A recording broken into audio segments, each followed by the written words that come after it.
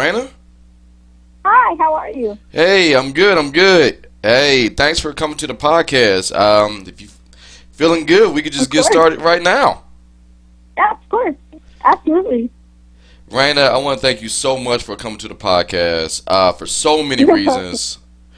For starters, let's just do this because I feel slight way obligated to ask this. I got to do a COVID welfare check right now in our uncertain times. How have you been holding up in the pandemic? You know what? I'm blessed enough that like me and my family have been really good. My parents have been able to to keep their jobs and everything. So for us, it's been pretty okay. We haven't had any trouble at all. And surprisingly, just because of the circumstances, I'm just surprised at how much has happened with me and my movement and my career in the past few weeks, especially during this time. It's been pretty. I don't even have the words. It's been pretty crazy though. Speaking of crazy, hold on, wait. Before I jump into the crazy part of this whole thing, I have to say this out loud. Okay. I forgot. I'm so in COVID mode. What we do at the start of every podcast, please kick out all of your social media, everything where everyone can get Reyna Roberts. Anything you want to kick out. This is the Reyna Roberts social media session. Please go ahead. Okay. Instagram and Twitter is the Reyna Roberts. It's TheReynaRoberts. And that is also for Spotify and Apple Music and Tidal and all that good stuff. Now, like I said, crazy. I want to put a pin in that. Like, I've heard the song Stomping Grounds. It's awesome. And, I Thank mean, you. it's just blew up since you've done it. I mean, I know it's your debut single, but it's such a great song. And quite honestly, I love the Roll Tide shout out. I got family from Montgomery. I gotta ask straight up, what part of Alabama are you from? So I wasn't born in Alabama. That's where my family's from, and I lived there for a little while growing up. But Birmingham. Oh, so you right down the street, about an hour away. Okay, I get that. I get that. Right So down the street. you know what's up. So I mean, like, when I listen to a song like that and Stomping Grounds, the references are great, and it makes me feel good. And because out of my family, I'm from Detroit. I am the only one from Okay. Detroit. Everyone else is from different parts of Alabama, mainly Montgomery and Luverne. So when I hear that and I hear a song like that, I'm a lyrics guy, so I just sat back and I listened to the lyrics. Your lyrics are very personal. I mean, what was your feeling when you was creating a song like that? I just wanted to get, so for me, it's it wasn't just about me too, it's just about also my family, and my mom, how she grew up in Alabama, and all our family, and I mostly thought of them, and my mom, my parents are veterans, and so for them, it's they have to go from from state to state or out of the country, and when you're in the military, you have to make wherever that place is your home, you know what I mean? And so there's one way to say your stopping grounds is from where you're from, where your family's from, but it's also wherever. It doesn't just have to be one place. You can make wherever you want your stopping grounds to be. You can make it your stopping grounds, if that makes sense. Oh, it does. When It my does. mom, yeah, when they had to travel, you had to make that place your home, your new home. I mean, but since then, it's not just internet guys like me. I mean, you've been getting high praise from a lot of people like Cassidy Pope, Mickey Guyton, Carrie Underwood. They were already fans of your music. How does it feel to get that type of stamp of approval? And this is your debut in country music. I don't have the words. It's awesome, more than awesome, unexplainable. It's because nobody knew about me beforehand until Mickey, who's freaking amazing, and she's a beautiful person, and she introduced me to everybody else and to the world basically, because without her posting me, Carrie Underwood and no one else would have heard me or found me, and so maybe something else would have happened, but Mickey did that for me, and that put me on the map for everything. No disrespect to Mickey. I like Mickey, but I want to say this. I love Mickey. Hey, I get it. But when you said no one put you on the map, you had success before. Now I am a bit of, like I said, I'm whatever I am, but you had success on the LA independent circle. Granted, it was more pop and R&B, but you had hits like "Lying to Myself," I don't "Coming think for those Ya," "Hold On to Me." Well, we do our homework here. You had hits. hmm Well, this is the thing. So when I recorded those songs, right now I'm 22, but at the time I was 16. "Lying to Myself" was my first song, and then the other ones that you just mentioned I think if I'm not mistaken, I recorded that same year or the year right after, and I'm still trying to find my voice and strengthen my writing skills and all that kind of stuff. But I think that I tried to find my voice, and I worked with a lot of different songwriters and producers there. So I wouldn't say, that I made a name for myself. I feel like I met with one or two producers that, try to help me out, try to work with me, and try to understand me. But I don't think I really got any solid ground because they also wanted to, how do I say it, like, they had a different version of me or a different vision of me than I had of myself. Like, they wanted to put me, in a lane that wasn't me. So I feel like the songs that we recorded, even though, we are trying to figure out my sound, those weren't me. So I feel like those songs weren't hits because they weren't me, if that makes sense. Yeah, it does. So, I mean, like, and don't get me wrong, like, I don't know if this is an age thing, and correct me if I'm wrong if it is, but I remember you toured with, like, Drake Bell, Jordan Jones, Phase 5, and this is around the time of I guess, the genesis of this podcast. So I was very, like looking around, like, everything was the most interesting thing, if that makes sense. So, like, Okay. when you hear these names and you see these people, you're just kind of like, oh, okay, cool. I'll write this down because I may need it in the future. But I guess my question comes down to what you just said. What do you feel like the biggest difference between then and now? Well, now I know who I am. Before, I feel like as an artist, especially if you're a writer too, like if you write multiple genres and if you listen to multiple genres, it can be kind of harder to find who you are, what kind of song, what kind of art you want to create. And so for me, then my writing skills they were still developing. So I'm like, oh, maybe this will sound cooler. I like this person. What if I can try and do a song like theirs? And that's not what you're supposed to do as an artist. You're supposed to find what art fits for you or what speaks to you as opposed to following people you listen to. And so I think that was the biggest thing for me. And I did go I remember I went on the High School Nation tour. I think I was maybe 17, I want to say. I could be wrong about that. But yeah, I was with Drake Bell. I wasn't with Jordan because I think she was a few years before mine. Phase 5, I think I did one show with them. And if I'm not mistaken, I was 17 or 18 around that time. And so, since then, compared to now, it's been a few years. So I've definitely, gone through my songs, and now I know who I am as a person, as an artist, and what I want to do, who I want to be. That's awesome. And I have to ask this question. It sounds like a hack question, and it will sound like a hack question. You've probably been asked a billion times. Wait, a what question? I call it hack, or yeah, it's like unmotivated, something I know you've probably been asked a billion times. But there's breadcrumbs to this. I feel like I have to do this. But after finding yourself, what makes you feel home with country music as a genre outside of your pop R&B past? What makes you feel most at home? You see what I mean? This is I know you've been asked that like a billion times. Yeah. No. Well, it's funny because people ask me that differently, and I always find that intriguing. People don't know that I even wrote pop or R&B, and they're like, "Why do you want to get in country?" And I'm like, "Why do you ask every country artist this question?" You know what I mean?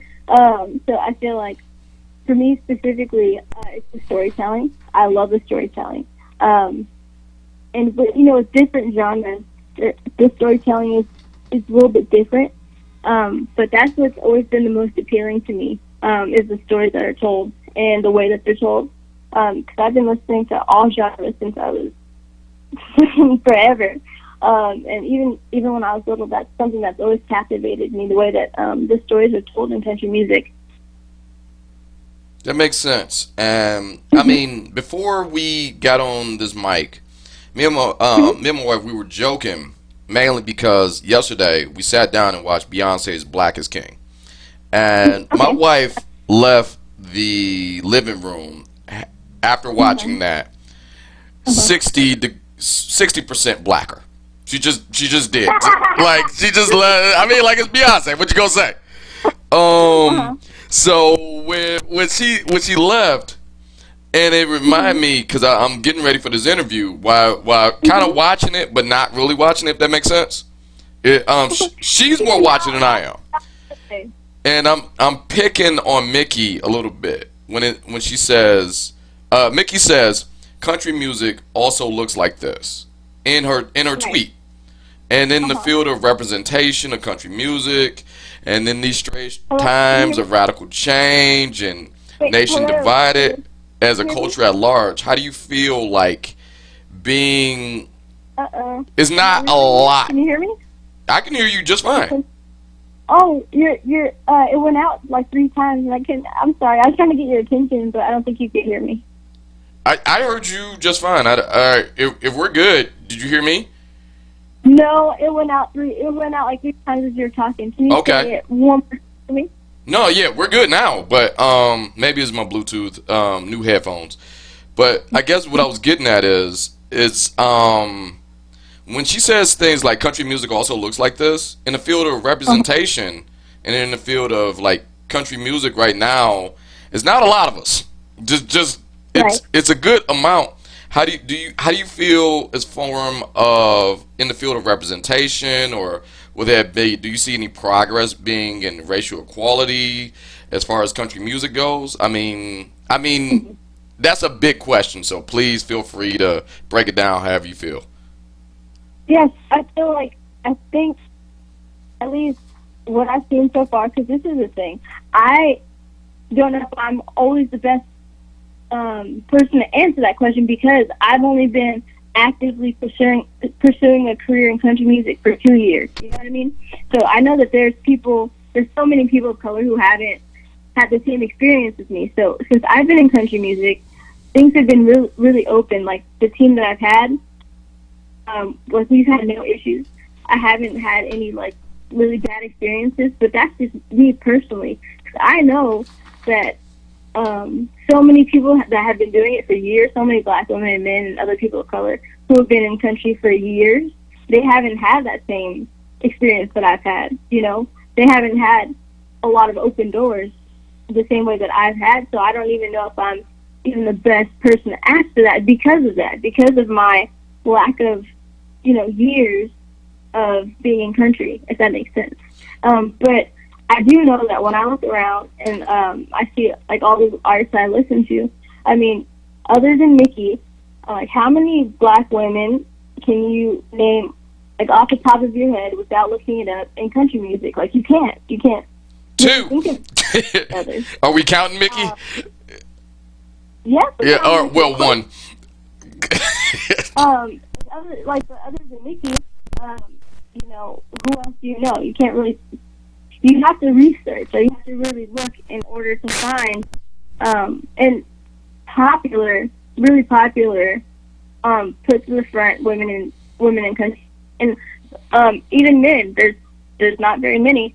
So and that was actually one of my things that I was weary of when I decided. I was like, I want to be a country artist. Like, there's no reason for me not to be.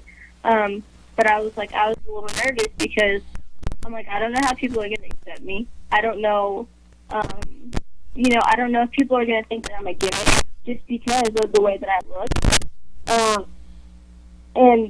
But thankfully, I haven't, at least to my knowledge, people haven't been feeling that way, which I'm really, really grateful for because I was worried that I would come into country music and people would just assume based on looking at me like, oh, she's trying to capitalize, or oh, she's trying to be a gimmick and all this kind of stuff. But thankfully, the response has been the opposite of that.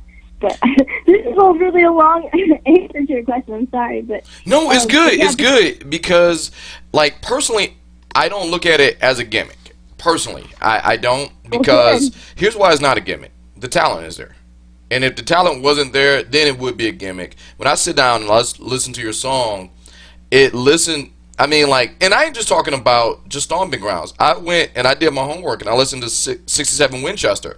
Those are Mm-hmm. songs in which where you just kind of like that. The talent is there. Because if it's a gimmick, usually gimmicks are one hit wonders. Maybe you get, all right, I'm gonna say this with no disrespect, but it's gonna sound like disrespect. I come from the school of Iggy Azalea. So, Okay. knowing what I know, when the talent is Mm-hmm. there, and I'm using her as an example because when that talent is there, and someone is, for lack of a better term, spoon feeding you words, you don't sound like Mm-hmm. yourself. But when you sit down and you go by the lyrics, I'm hearing life experience in those limits. Granted, you're not as old as I am. I want to make that plain. Mm-hmm. But the life experience you have had, like you can hear it in that. Granted, your experience is an experience of so many people, and now that you're jumping into this new world, like I will say this. I mean, like I read the bio. I know you're influenced by Pink, Prince, Beyonce, Christina Aguilera, like and like the list goes on and on. But like, there's a Mm-hmm. fighter spirit in you. And I'm sorry if I'm on my soapbox here. What I'm saying is there are things where you can't fake that. So it's not a I gimmick. well, I haven't really listened to Iggy Azalea personally, so I don't really know what her story is or anything like that. But I will say the thing with talking about being a gimmick, it's also if it's authentic. Like for me, even if you sound good, if you have people can be a gimmick, but if it's true to who you are, and if it is who you are, then it's not a gimmick. Do you know what I mean? So I feel like you could even have Yes. a great song, or you can have a hit song, but you can still be a gimmick because that's not who you are as a person or as an artist.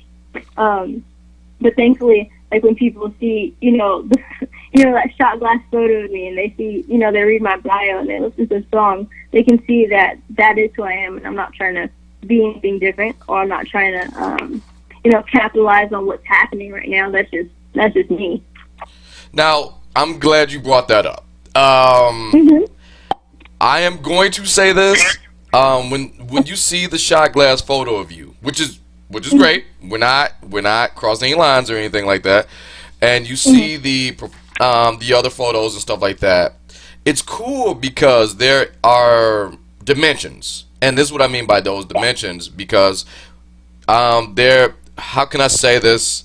I am walking this line without sounding creepy. That is kind of a sexy-ish photo, and then you move to the next photo where it's just like you chilling, and then there's another photo of you kind of sort of being goofy. That's what I mean Yeah. by like if you were a gimmick, it would just be one of those lanes at all times, and it's Right, not. right. Now, I know exactly what you're saying. okay, I'm glad you got it. But one thing Oh yeah. I love asking every artist. Mhm. And granted, you're relatively new. Can you listen to your work objectively? Yeah. Well, I mean, sometimes it can be a little bit harder because as artists, you're biased and you're sensitive. Sometimes it kind of depends, who you are.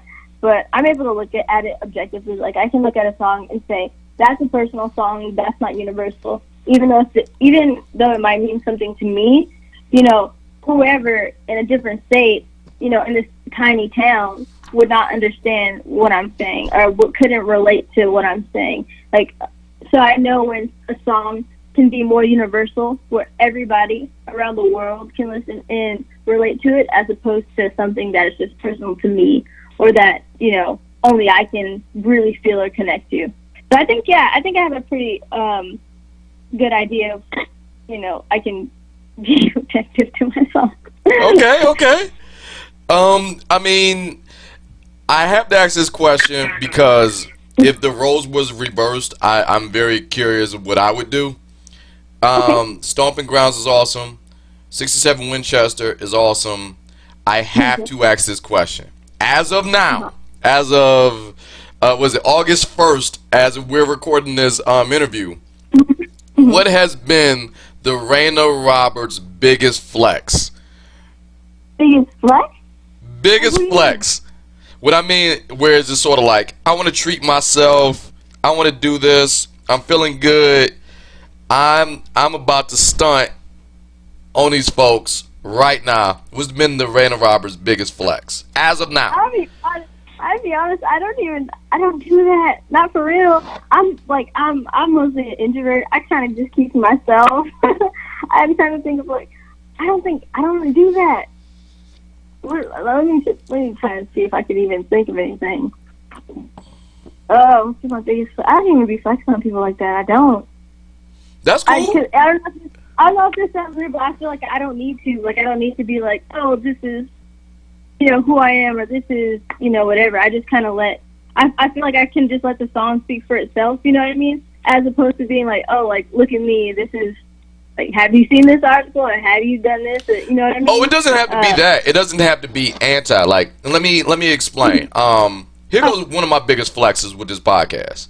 One of my biggest flexes is I want to say this is a few years ago. I sat down with Garth Brooks, and then me and Garth Brooks, the interview went so well that it turned into, like, we just turned off these mics and we started talking about like movies, and like the biggest flex, like I had we went to the concert and everything was cool, and I'm on the come down of this one little interview. Much like how me and you are talking right now. But, it wasn't a COVID situation. I actually got a chance to talk to him in person. So, out of the come down of that, I had, like, Trisha Yearwood that had a cookbook. So, I went to the store, and I bought the Trisha Yearwood cookbook in order to, like, commemorate. I made a dinner with all of her recipes to commemorate. This was a hell of a weekend. And it was for me. It was just for me and my wife and my kid. That's what I mean. Okay.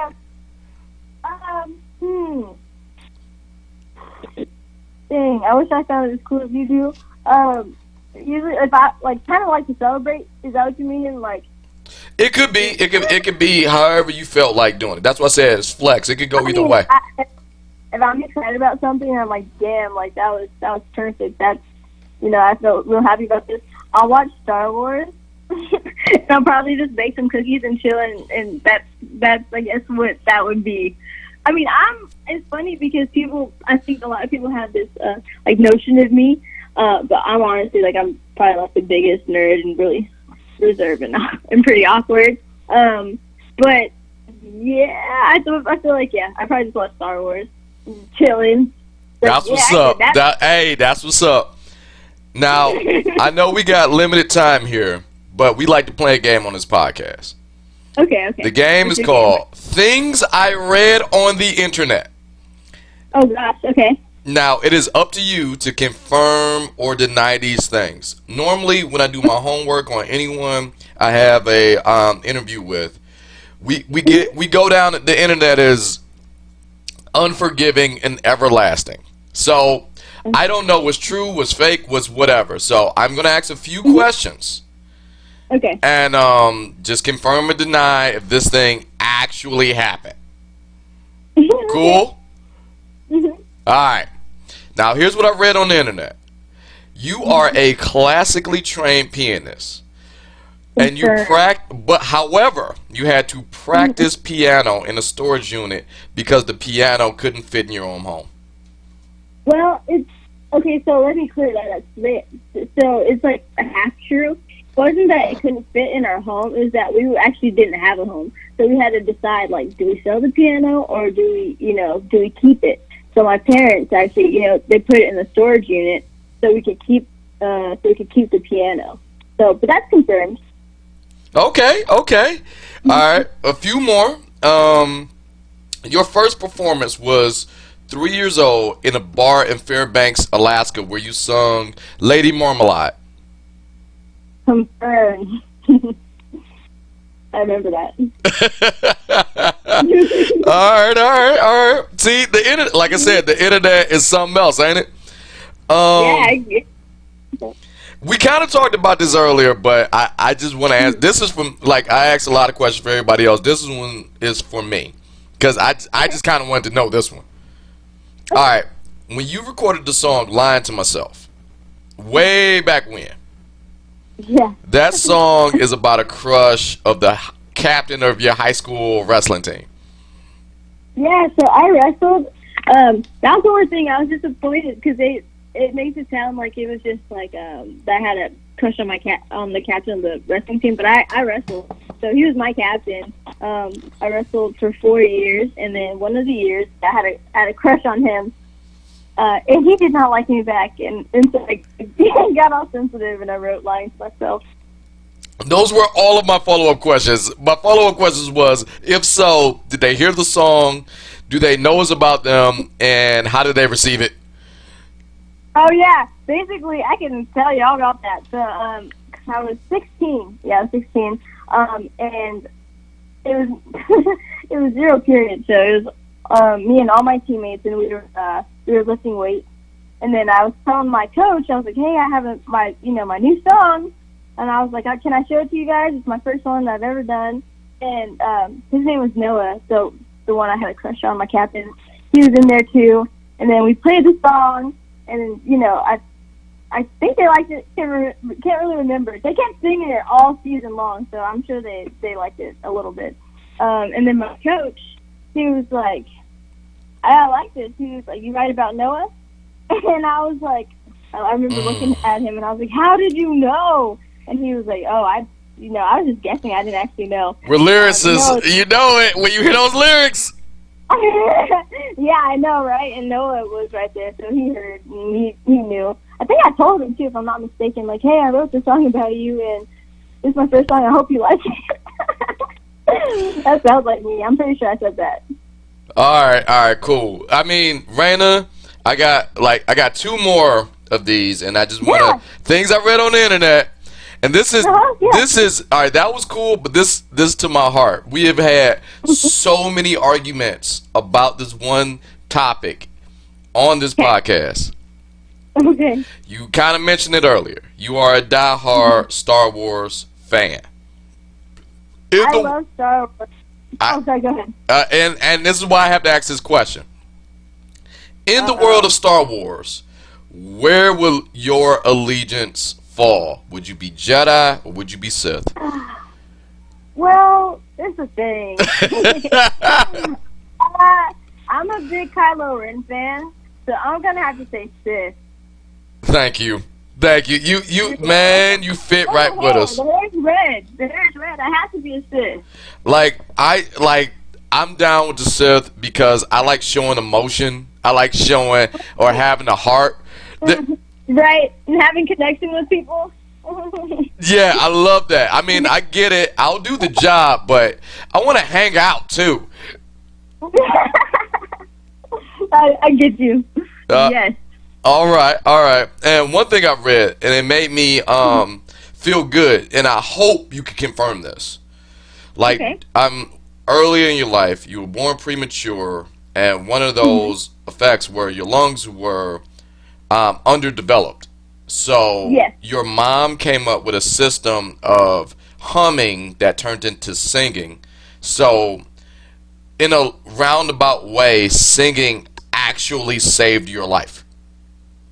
Yeah, it's funny because like when I read it or when I say it, it sounds kind of like it sounds like somebody made it up. But yeah, my mom was in psychology, and she went to her professors, and she told them about me and everything, and they said, well, introduce music to her, play it every day, all genres, and so that's what my parents did. They played music for me every day, and I actually developed faster than babies that were born, at 9 months and things like that. And so they told me that I was, I started humming and then singing, and then I started talking. And so that's, I guess, how that that's how that happened. And they played That's everything. awesome. They played classic. Thank you. Yeah, I mean, that's what I tell them. You know, 'cause people are like, "How did you decide on music, or what made you say, hey, I want to be a singer?" And I'm like, I never decided. It's always has been. Like, it's always been. I've never made a actual decision. Like, I've always wanted to be a singer. It's never been a question. That's awesome. And I mean, You. like, that was the end of it. I want to thank your parents for their service. You mentioned they're veterans, but I also want to thank Thank you you. for your service. Not necessarily on the music front, not just on that, but Mm-hmm. you are an active volunteer in your community. You've assisted in fundraising efforts, whether it be the Rett Syndrome Awareness, Wounded Warriors, Teen Impact affiliates, and the Empowerment Project, as well as doing music, as well as doing all this.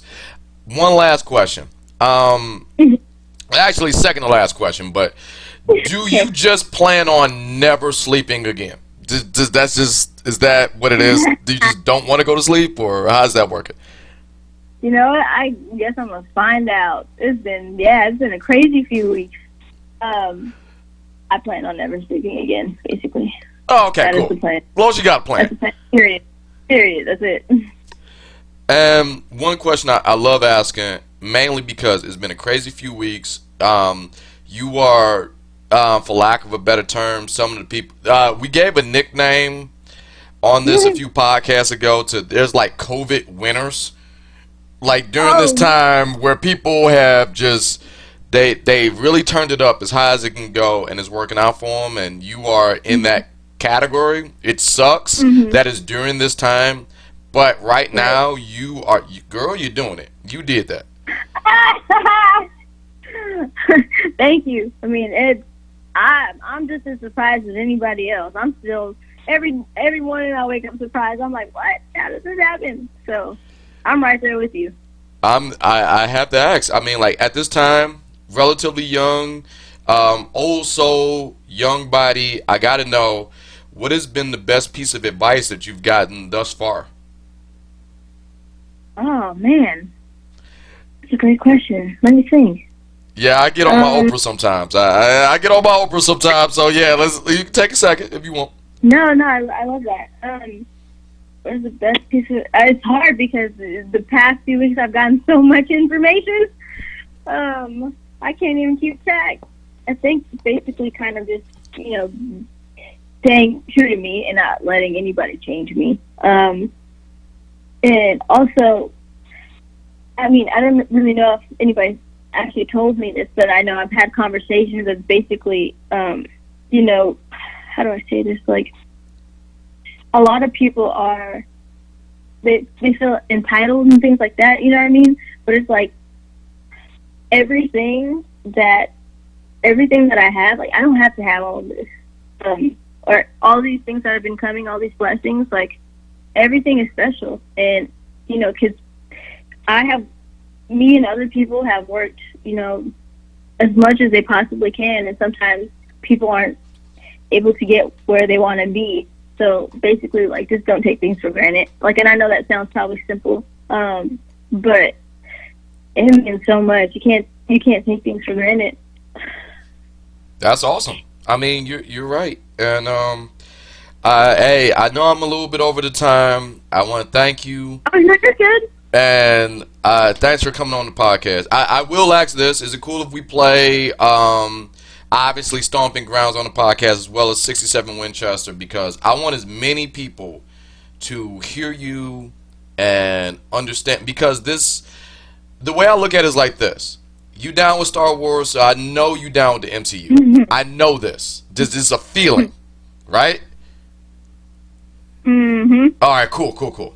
My podcast is built off the Stan Lee model. Wait, you're breaking up. Again. Okay, we good? Can you hear me still? Yes, now I can hear you. Sorry, it would cut out, and then it'd be a little bit hard to hear you. And I just want to tell you before, you say stuff, and I'd miss it. Okay, it's cool. I was just saying, my podcast is built under the Stan Lee model. Like, I'm down with the MCU, and like I said, it's a feeling. I know you're down with the MCU as well. And the Stan Lee model is everyone first time. Stanley used to say this in every comic book. He says everyone's comic book is someone's first comic book. So, in that regard, the reason I asked, is it cool if I play your songs on this podcast? Because this is someone who, under my umbrella, who may not know who Reyna Roberts is. This is their first time getting exposure to Reyna Roberts, and I want them to hear your music as well. And hopefully you could garner a new fan. Yeah, I don't have a problem with that. Hopefully, my managers are cool with it. But I don't see a problem with it. All right, I will see you in court. No, I'm playing. I'm playing. No. No, but we're going to play some songs because I want everyone to hear Stomping Grounds, and you've been awesome during this whole podcast. Before we get off here, one more time, Reyna Roberts, plug away all your socials, anything you're doing next, anything you need us to check out. Please, the floor is yours. Okay. Well, no, first of all, thank you for having me, and thank you for taking time out of your day to talk to me. So Reyna Roberts is my name. My socials are the Reyna Roberts, which is TheReynaRoberts. And Spotify, Apple Music, Amazon, all that stuff is Reyna Roberts also. Thank you so much for coming on this podcast. And quite honestly, young lady, you are welcome back anytime you want. This has been a joy. Thank you. I'm looking at my watch. The time just flew past. I know your team is probably pissed at me because I went way over the time allowed. No, but it's all good. This has been awesome. Thank you so much for coming on the podcast, and you're welcome back anytime. Oh, thank you for having me. For real, I appreciate you, and I'm glad you even liked the song enough to have me on here. So, man, hey, keep doing the work. When you do that work and you do good work like that, I mean, your talent is undeniable. It's a joy to me to even share the same time with you to have that. I wish you the best in all of your endeavors. Keep kicking ass, girl. You're doing it right. Thank you so much. I hope you have a good day too. All right, you too. I'll talk to you later. Thanks, Rob. Okay, Reyna. bye. Bye.